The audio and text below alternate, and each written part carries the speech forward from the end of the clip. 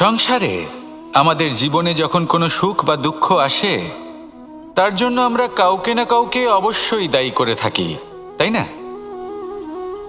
এই ব্যক্তি আমাদের সাথে এরকম কাজ করেছেন, তাই আমার সাথে এমন হলো।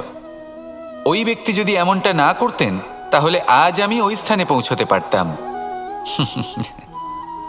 সবই আপনার দৃষ্টিভঙ্গির ওপর নির্ভরশীল, আর যদি আপনার দৃষ্টিভঙ্গি এমন হয়, তাহলে তা অনুচিত। সত্যি কথা বলতে, এই সংসারে ভিন্ন ভিন্ন ধরনের মানুষ আছে। এটা আপনার ওপর নির্ভর করছে কিভাবে তাদের স্বাগত জানাবেন। একবার ভাবুন, আমি আমার দুটো হাত সামনে নিয়ে এলাম, দুটো মুঠো খুলে দিলাম।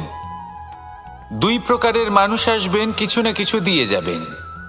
এই মুঠো যদি আমি বন্ধ করে দিই, তাহলে না কেউ আমাকে কিছু দিতে পারবে, না আমার কিছু যাবে আসবে।